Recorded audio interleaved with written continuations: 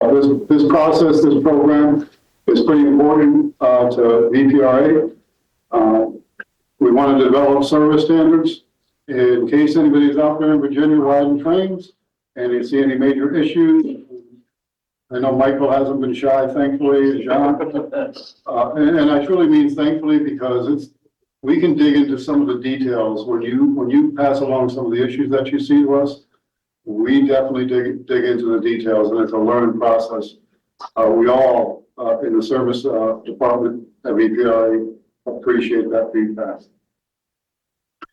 So yes, this is about improving the passenger experience, the final effort of everything we do for VPRA. It's all about the passengers, building passenger ridership, which is constantly increasing ridership numbers. We're just bringing it off the charts. So it is amazing. Norfolk is leading the way, but Newport News is not far behind.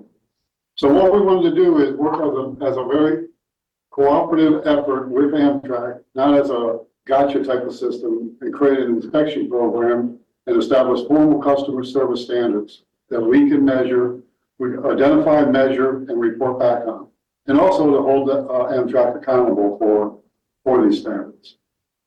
So what we did is, back in early March, beginning of March, I believe it was the first week in March, we met for 2 days up in Alexandria at the DRPT office with Amtrak experts in all different areas related to mechanical, station operations, onboard operations, technology, concentrate on things like Wi-Fi and PIDs, passenger information display systems, your train status screens that you see at the station, their continuous improvement group, and food and beverage personnel. We asked them to concentrate on areas that we can create standards on, 5 different areas. One is cleanliness. And we threw this out there. We told them that these are the ideas that we put out there for them, but we also invited them to give us ideas that we could look at as well. And that was important to us, and I think to them, because they don't have a lot of managers on board these trains overseeing this service and how it's actually being run, what their employees are doing. I believe prior to 2001, they used to have what's called chiefs on board, supervisors who used to ride the trains and make sure the standards were being met. That's no longer the case. So we will definitely be their eyes and ears now going forward starting July 1st, officially. So the objectives of that workshop were to identify several metrics under each of those 5 areas of concentration, identify a method of inspection for each one of them, because everyone's going to have a different method in how you do it. And I'll give you just a small example. The PA systems. You should be able to hear the announcements being made. And if you don't, then there's something mechanically wrong. We've noticed that, or we were told during these meetings, if you don't hear an announcement in a certain car, check the box where the mic is, where the announcements are controlled. It may not be on. So I've agreed to do that. We agreed to do that. We said if we don't hear an announcement, the first thing I'm going to do is check the box, just make sure it's on, and I'll definitely notify the conductor. If it's on, it's not working, then it's an issue. It's against Amtrak. Identify. So we wanted to identify data points, training that I may need, or as an inspector or anybody else out there from VPRA who's inspected. Well, we thought that maybe Amtrak, when we asked for Wi-Fi standard, we thought that maybe we would need some sort of technical device to check the Wi-Fi. Show you later on, it's not that technical. So we developed 17 standards. And again, we're using nothing more than what their own standards are. We went directly to their service standard book, what they expect from themselves already. But in some cases, they're not overseeing it or not enforcing it enough. So we chose to let them know that we will be there to enforce that. And again, part of the standards, we realize they should be objective, not subjective. As an inspector, I can go in and I can say, hey, this waiting room in this station hasn't been cleaned. What is the standard? How often should they clean it? I mean, and did they clean it? and it should be measurable, but most importantly, it should be impactful for the passengers. And so what was developed? What standards that we developed? We came up with 17. The first one we came up with was Wi-Fi. So Amtrak onboard Wi-Fi is expected to deliver a certain level of Mbps per device as measured by Amtrak approved speed test application. You see the speed test icon here. This told us we didn't need any special. We just had an app that we had to download. We agreed that that's the app that we were going to use. And to the right of that speed test icon, you'll see a result of a recent inspection that I've done.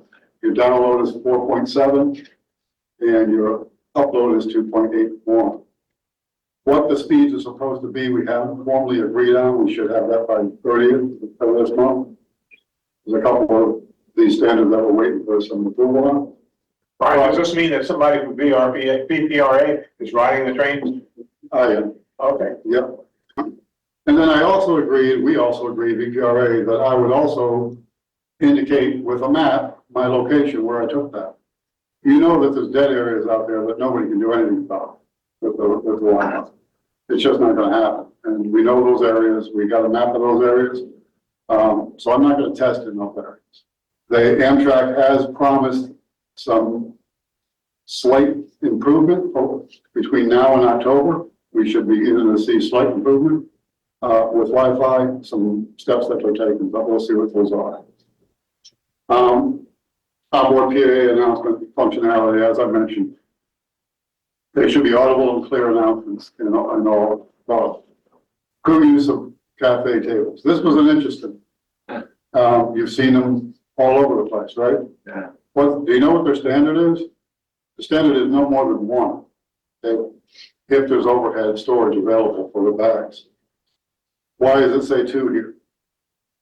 Think about conductor, assistant conductor, and LSA all using one table. The LSA has all the documentation that they have to carry, plus some equipment. And the two crew members also have equipment and bulletins to spread out, all of you. One table, isn't it?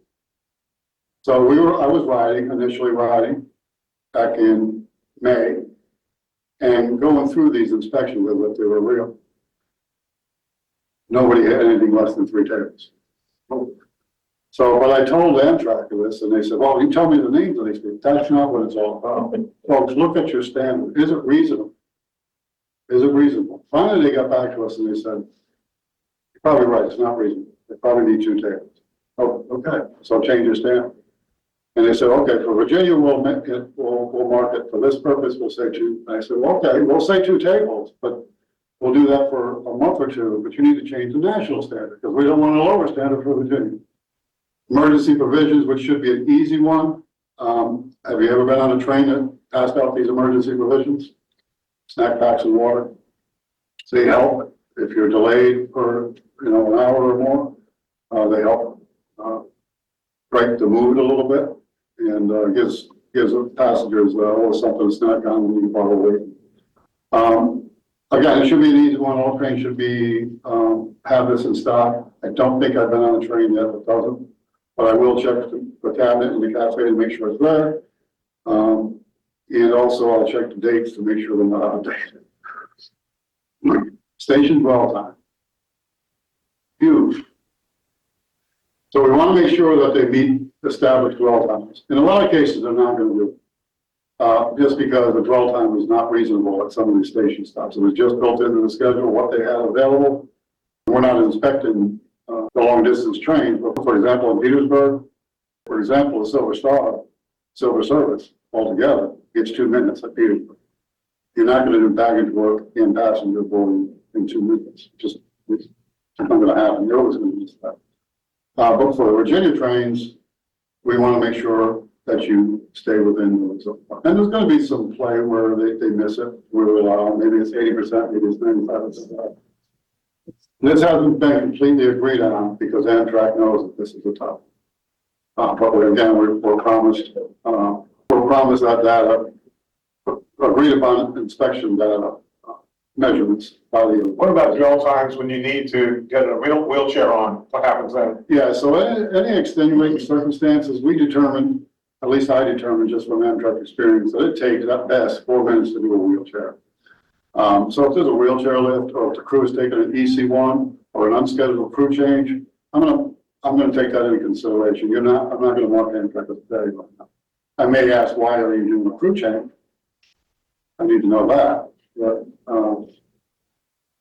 we won't mark them on that. We're trying to be reasonable with Amtrak. And then the final thing on this is, were the overage wells coded properly? This is important to me because as an Amtrak manager, I was responsible for this as well and answered for this.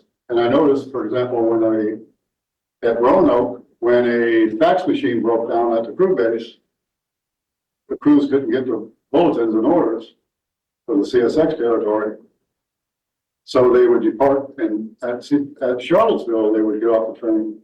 The station agent would give them their bulletins and orders, and then they'd have to brief on them. The engineer would have to come off the locomotive, there goes your dwell time. And then it would be coded to HLD, which is a whole, typically assigned to passenger related issues. It should be coded to system, so we can look into the actual root cause. So we're tracking that type of stuff. Okay. And all this has not been going on until you were hired? Yes. Wow. Yeah. And I, as an Amtrak manager, I saw it, I was frustrated with it, but I wasn't able to make those changes. I think I said maybe before the meeting started, some things I was able to get done just since January when I joined VPRA. It's amazing what I'm getting done here. So it's really been, it's nice to see it happen. So here's another one that Amtrak cannot yet agree on. We talked about this a little bit before the meeting. Washington through train performance. A train gets in, comes off the corridor. 99 is our worst performer, absolute worst performer. We're going to figure this one out. But it comes off the corridor on time into Washington.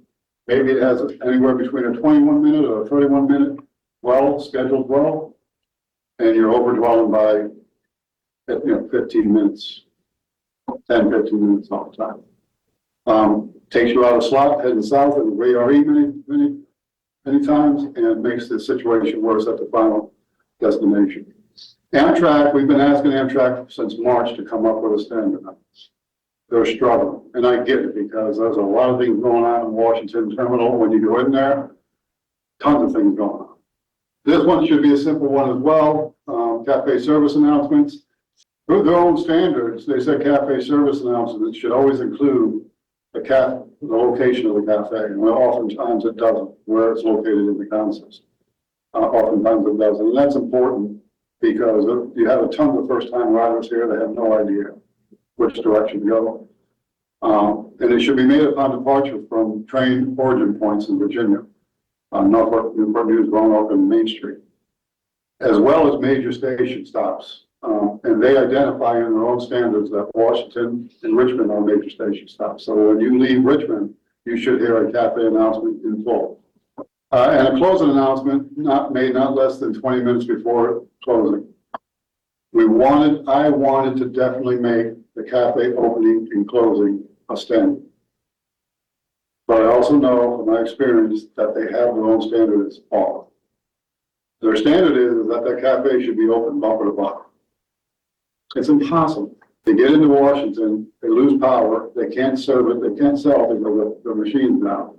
They're taking on extra stock, they're storing it away, reorganizing, and then up and going.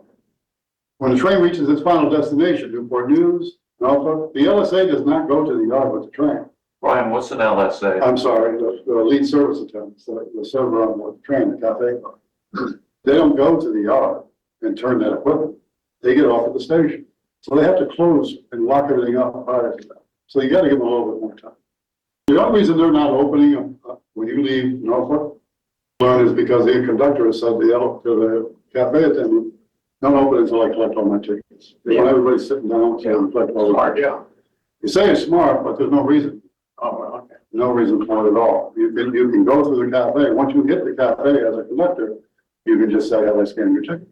I scanned your ticket as you make your way through it.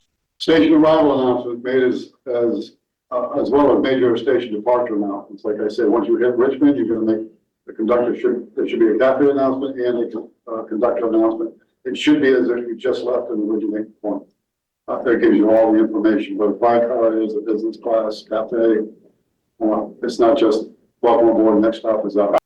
And again, we want at least 5 minutes before arrival. That's their standard. We like it because it gives the passenger time to collect their stuff, find the door that a conductor is at, and it also helps with dwell time that you're standing there ready to go. Instead of waiting till the train comes to a stop, then start to get your stuff. So. Ryan, I know this is part of the problem is we don't have enough high-level platforms, but they're getting people stand by the door 5 minutes before like in Alexandria, they have you standing back at Van Dorn Street all the way into Alexandria. And I mean, I guess that helps with the dwell time, but it's not great for our passengers standing at elderly lady having to stand in the aisle with their bags for 5 minutes on a moving train. It's not a great thing. No, and it can be unsafe because especially as you're coming into or coming out of the station, Washington, you've got all the, you got all those, you're changing tracks and it's just quick movement of that train. So no, you're right. It's something we'll keep an eye on. I will, at certain locations when I'm doing the inspection, I'll look at how many people aboard and detrain it. And if I have enough time, there's enough people getting on and off, I will try to get off with the conductor so I can observe a lot of this stuff going on. And en route delay announcements made for standard. You've probably been on trains, whether it's Virginia or anywhere else in the country, where you've come to a stop and you have no reason, you've heard no reason why you've come to a stop. Well, the standard says within 3 minutes of a standard delay, you should make that announcement and update the passengers every 15. Southbound 95 yesterday, right on. They've improved on that a lot over the years. So I remember. Good. Number 11, boarding and alighting assistance. Well, I've noticed, and even when I was managing, I used to have to make sure that my station personnel realized that they're not just station personnel. When the train is in the station, it's showtime. Get out there and assist the conductors and the crews because they're doing a lot of stuff too. They're busy. So we expect to see all available Amtrak employees on the platform assisting at training. And these are just a couple of recent examples. One at Main Street, and that one was the lower one was at Staples Mall. Step box usage shouldn't be a real big thing that they don't use it, but I've seen locations at Petersburg. I've observed. I didn't have a picture because I didn't want to show the conductor, but I've observed the conductor didn't have a step box or chose not to use it, and the lady was having trouble with that final large step. And he's picking her up. You don't want to, all kinds of liabilities there. So we put this in as a standard. Now, the idea, they don't need step boxes in the corridor. So the idea is northbound trains drop their step boxes off at Alexandria, southbound picks them up. Delay notifications at stations, another big one. So passengers are notified about delays at the station, either by the PID system, where it's present, or by Amtrak employees at the staff station. You notice that Staples Mill, they've had issues recently over the last couple of weeks with the PIDs display has been down. It got fried. Some sort of electronic board got fried with an electrical storm that they had there. It's down again this week. But when it's down, it doesn't give them a reason to not update the passengers via an announcement about the status of the train. What does PID stand for? I'm sorry, PIDS is Passenger Information Display System. There are screens that you see like this one at Alexandria Station, tells you the status of all the trains, what track it's arriving on, and then it gives you board information. And this is, PIDS is an ADA requirement, so we're trying to attempt to get them installed at all locations. So, And what's the basic technology of this PIDS? Who's entering the data, or how does this? so the basic technology of the PIDS is it actually keys off the locomotive. Electronics, so it's on the locomotive. Every time that locomotive hits a crossing, it'll update the train status. So if you're running behind, once it hits it, it'll update. Okay, now you're running. A grade crossing? Yeah, these crossings. After it hits it, yeah. There's certain. Does it transmit through the internet technology? I mean, Yeah, into it's the all air. well, Why is it requiring a manual entry crossing a grade crossing. Every one of those Amtrak locomotives has a GPS receiver on it. That's part of its PTC system. And, No, and that has real-time location and speed information for those locomotives. right, so if I misspoke there, that's exactly what it does. As soon as it hits that crossing, it'll update just based on the location where it is. It'll update the status in Amtrak's Aero system. Okay? PIDS takes the information from the Aero system. What it won't do is, it cannot tell you which track it's on. Won't tell you which track it's coming into the station on. The next one is trash removal in Washington. This is an actual train that departed Washington after a 31-minute dwell. This was indicative of every bathroom on that train. Developing these standards, director of mechanical will hit your trains, or at least empty the trash in all the restrooms and sweep up real quick. We had this same information up on a screen like this, and I said, Chad, are you okay with the way that's written? Read that, are you okay with the way that's written? Train restrooms clean, stocked, and functioning that often. Yes. I said, you're fully staffed, you can do that, you can be every train. Yes. All right, we'll go with it. Well, the first 7, 8 trains come out of Washington, no one came to the train. So I said, Chad, do you want to revisit this or come up with a more reasonable standard? We don't want to just want something that's unreasonable. Let's start small and try to develop something into something bigger. And to his credit, he goes, no. He said, we are going to do that. And I have seen a marked improvement since we had that conversation. Wow. Why, when I go into restrooms, I often see it looking like that, and I pick up this stuff. Yeah, And it's most of it is paper towels. It's not toilet paper. no. So what is it about those paper towels they use that they tear so easily? I mean, Yeah, overstuffed in there initially, so pull them out. maybe you could figure out a way to make it less likely that little bits of paper fall over the floor. I don't know. And you're right, because that's what you see. So, yeah, onboard restroom cleanliness at point of origin. This one should be easy for them, another what I call gimme. The train is in their hands overnight. They should be able to get it cleaned, and the restroom should be in good shape. So far, no issues out the one train that I've inspected. Now, there's going to be times where you have train 85 come in so late the other night that they have barely enough time to get down the main street, get it back up to Staples Mill for service in, and try to get it back out as 86 the next morning. Maybe they're not doing quite a good job as you would expect, but at least empty the trash and restock and sweep up. Cafe table cleanliness, another one that should be easy, another gimme. Should be free of trash at Washington and the southbound and points of origin. But what I've noticed, what we did notice, I don't notice it anymore, thankfully, through these inspections, is when somebody gets off at a stop and they've left their trash there, nobody picks it up, and you've got other passengers coming on board, and they're either sitting there with the trash or maybe they're doing their own initiative and take the trash out. So the LSA's job, per standard, is to go through the tables at certain stops and get them clean, free of trash. Station restrooms and waiting room cleanliness.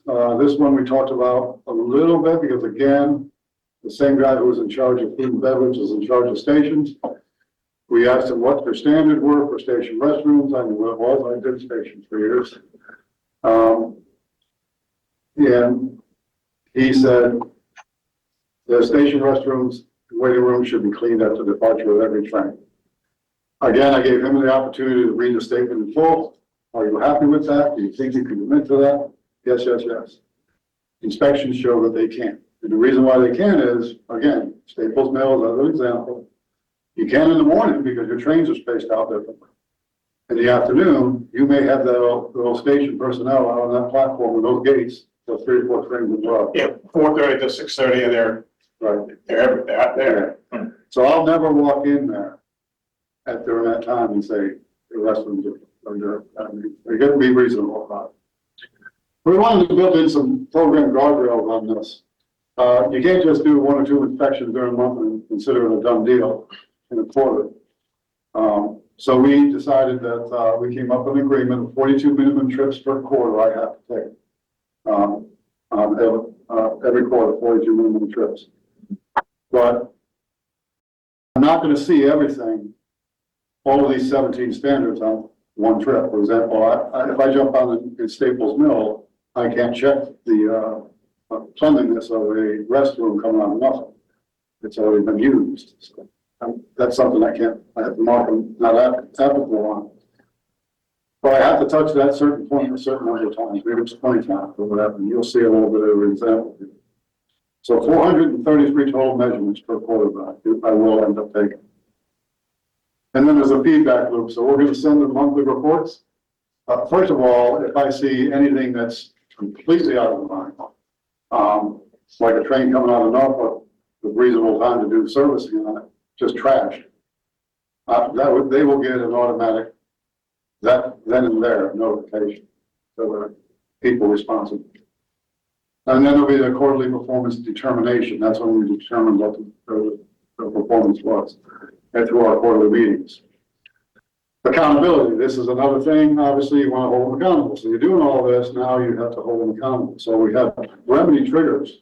We have certain triggers that we've built into this with certain levels of escalation, up to and including leadership, executive leadership involvement on this. The leadership will be involved on the quarterly meetings anyway. They'll see all this stuff. And then for future proofing, we wanted to make sure that we could update these standards, either remove them, add to them, or just update them in certain ways if necessary.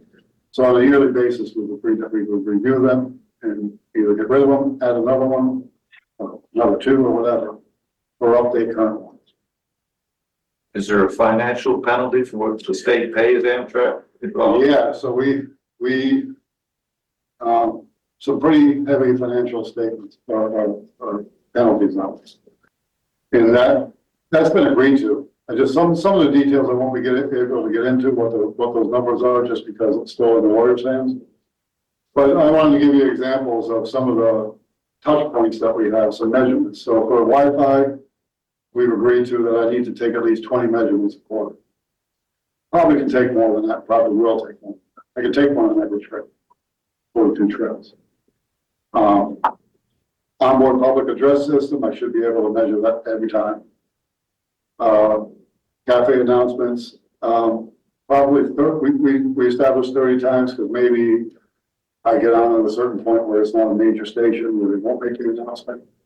And then I get off at Washington with announcements as necessary. Power change announcements, 20, because it's about half of 42. I'm not going to be going to Washington every single time. I'll be going southbound sometimes. So that's kind of what, and it's lined up like that for everyone, and it adds up with 433 measurements. Do you have any help in doing these inspections, or is it all on you? It's all on me right now. Right now, it is taking up my whole time. There's other things that Jeremy has hired me for, which I'm involved in. Currently, I'm doing that, after hours and on weekends.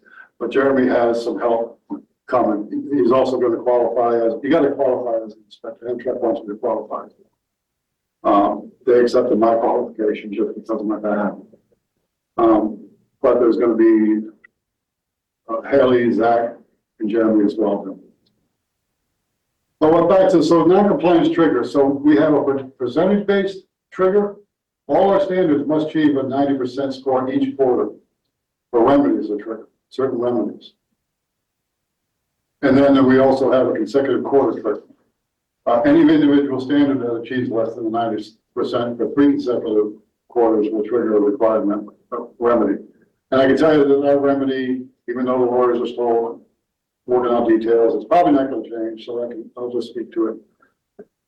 If your standard fails for 3 consecutive quarters, it's a mandatory remedial plan that they have to submit to us with a timeline of corrective action that they have to do it by. We're there. And you saw the standards. They're not heavy duty ones. They're kind of simple. They're already your standards. So there shouldn't be too much of an issue. But now, just for the month of June, I can tell you that there are scores in all 17 categories range from 100% to 33%. and somewhere in between. And currently they're in the red, below 90%. 8 of those standards. So there'll be some heavy discussions initially. So that's why we're going to have a little bit of a trial.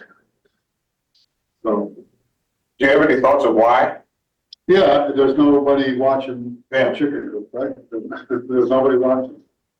We're the only one that's watching them. They're not getting to see my reports yet because it's not signed by the lawyers yet. Once the lawyers, we think we're down to the details and we'll be done by June 30th. July 1st, once we start, they're going to be shocked to see what we see. I mean, maybe they're not in some cases, but they're going to have to take it serious. Brian, are other states that support doing the same thing you're doing? Very good question. So the first thing that I wanted to do when I joined the VPRA is I'm from the upstate New York area and I managed the Albany district and the Buffalo district for several years. So I know all about Empire Service. I knew those people very well, state of New York, paid for their service as well. So I decided that I would take a trip up there, find out what their program was really all about from their end of it.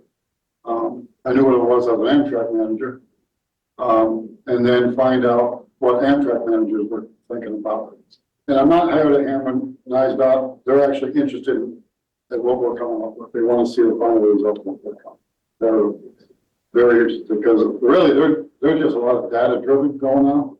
Their inspector gets on the train, he makes his inspections, he submits his reports, he doesn't interact with the crew. No, he just silently does inspections. Without telling them what's going on. When I'm on board, I want to talk to the crew, find out what's going on, why aren't you doing certain things? And what can I do to help fix it? Help them fix it. And then at the end of their month, they get, and he sends them to me now, Steve Alacco up in WisDOT will send me the reports as examples. And it's just a lot of graphs going on and it's not moving any needles in the service. We want ours to move needles. We want to actually have the impact, like we said earlier. That was the purpose, is that we impact the passenger experience. I promised Steve Alacco that once we are up and running, I would share my reports up with him. When I was up in New York, I also spoke to the Amtrak manager, and I asked them, and I knew because I worked up there, but I wanted to get the full story of it. I said, well, what do you see the value in this? And they said, it's just report after report after report. Nothing's changed. Nothing's changed. So I committed to make sure that it's more than just reports, more than just data. It's let's get out there. Let's go up there next Tuesday, to Washington. I'm going to take a head-in ride with an engineer because I heard yesterday he was complaining to me that following the RFP, there's numerous spots where branches are hanging around where he can't see the signal properly, and so he'll slow down a little. So I said, well, can you give me those points? He goes, well, why don't you ride with me? Okay, here I am. Yeah, all right, and I'll mark them. Have you made acquaintances with Doug Rydell, who's retired? Yeah, He's a good resource for stuff like that. yeah, So, Brian, we have a question on chat okay. from one of our viewers. Can passengers easily report instances to Amtrak and get responses? Yes and no. There's very easy ways of reporting issues to Amtrak. I know as an Amtrak manager, the follow-ups, so the responses are lacking from Amtrak. And I think it's just because of the volume that they get. They do get quite a bit of questions. I would say for the Virginia service, which I have to concentrate on now, bring it to me because I'll get a response for Virginia. But it's tough with Amtrak. Just as an example, the last thing that we were doing as managers when I was at Amtrak is we would get a customer service report, a CSR, in a system. I would get probably 15 of those a day. Very hard to turn around the information, do the research on what really happened, and get a reasonable response to that passenger. And a lot of times the reasonable response doesn't even work. It's like the lady in Ashland. She got her money back, but she also missed her meeting. Right. You know, that's the whole thing with that. So we're trying to fix the issues that cause these. We know what's causing them. Trying to fix the issues that cause these complaints. So that's the best we can do for Virginia. But Amtrak is overwhelmed with it. They have customer service index scores that they monitor in certain levels of service. You know, cleanliness of the restrooms on board, friendliness of staff at the station. It just runs down. It's like hundreds of them. But it's so much data that they have a hard time focusing on where the real issues are. Yeah. We're just trying to fight off 17 standards that we can make sure that's impactful with passengers. I was just curious whether any of these standards relate to passenger service at non-manned origin stations. We have some problem like that in Roanoke. A few weeks ago, for example, the early morning train that's supposed to leave at 6:20 just didn't show up. And it was because of a locomotive issue. And, you know, there's dozens of people standing down there waiting for the train. The train never shows up. Nobody ever says anything to these people to explain why the train isn't there. And nobody makes any alternative transportation arrangements for them. And I think Amtrak should have some kind of obligation to passengers that have, you know, paid tickets and are standing there waiting to board the train. David, you're 100%. Were you a ticket passenger on that train that day? I was not a passenger on the train that day. Well, you're right. If you're a ticketed passenger, you should be notified via text or email about the situation. I have noticed that some passengers who make their reservations online do not opt into notifications. So we're trying to make sure whenever if you make your reservation with a ticket agent, it's automatic that they give you. It's already it's built into the system. You give us your phone number or your email address, Amtrak. If you give Amtrak phone number, email address, there's going to be a notification sent to you. Should be. To your example of mine at Fredericksburg, 2.5-hour train, I was a ticketed passenger because I was having some adult beverages that day. And I never received any notification at all about the status of that train. So when I say we had a debrief on that your example in Roanoke is exactly the type of example we're talking about. That's inexcusable that you're not notified of something. And sometimes the Roanoke situation can be ameliorated if the train has not come in the night before. Obviously, it's not going to leave in the morning, and that gives you time to notify people. But if something goes wrong suddenly, like in this case where the locomotive wouldn't function in the morning, there should be a procedure where somebody goes out and makes an announcement at the station and tells the people what the story is. And actually, there should be some kind of alternative transportation arranged for those people. So two things on that. So Roanoke is a great example of that. If you've got a locomotive issue that was due to leave there in 5 minutes and suddenly the locomotive shut down, won't come back to life, somebody needs to notify the passengers already on the platform. There's no station personnel there. How do you do that? Well, the crew's trying to fix the locomotive, trying to get that up and running.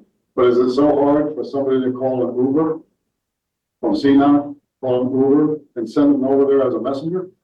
Something, do something that can notify the passengers of what's going on. So great discussion on that.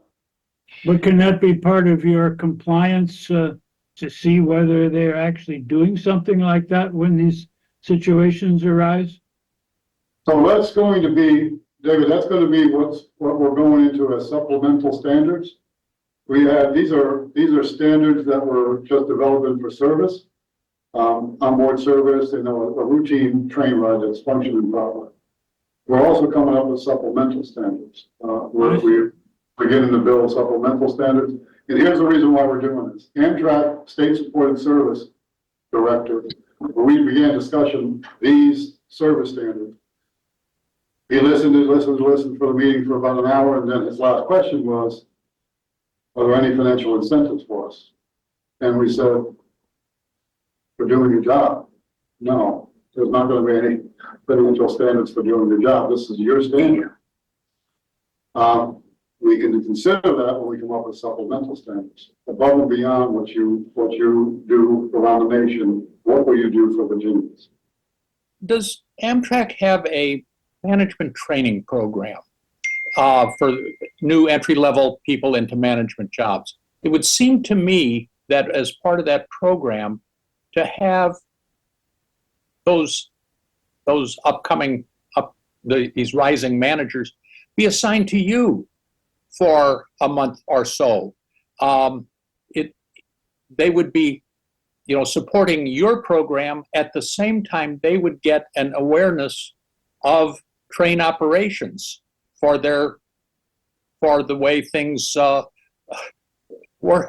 out there and things that they need to be aware of. To your point about management training, Amtrak has not had a single level of management training, last year, and I don't know what that is, what it looks like. But I really do like your idea of anybody involved in VPRA service, Virginia service, Amtrak management wide, ride with me, see what I see, what I'm looking at. Not just show them the standards and just get a report every month. That's part of the proactive approach of the touch and feel, see how it's going on out there, what real life issues are. So I'm taking that back as well. Hey, Brian. It's Yes. Meredith Richards. I have a couple questions for you. First of all, I love what you've done with all this, setting these standards and monitoring them, and that's remarkable.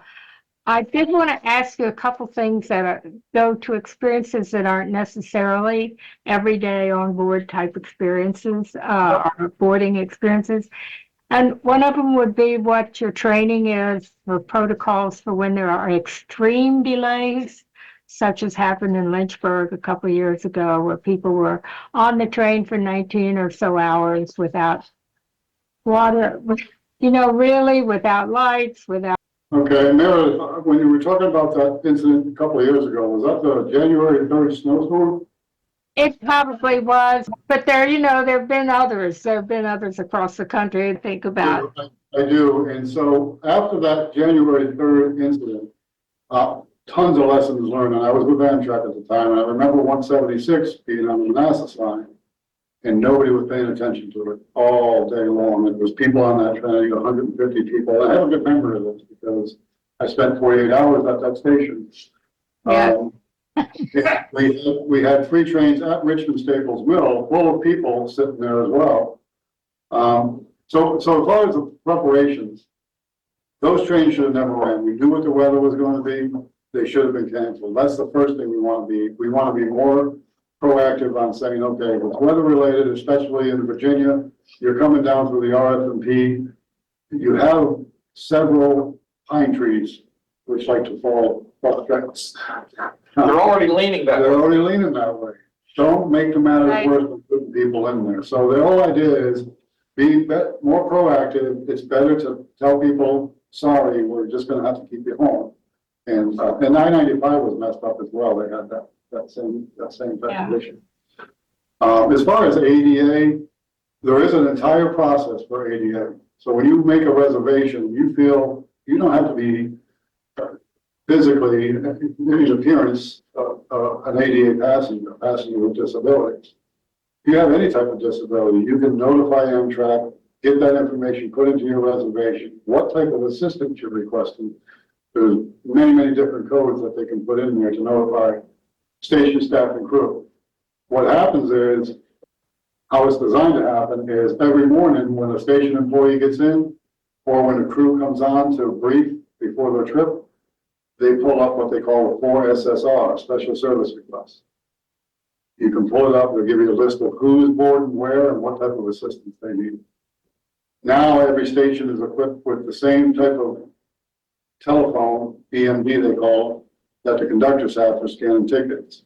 And it's the only thing on there is information about the trains, passengers, what type of help they need.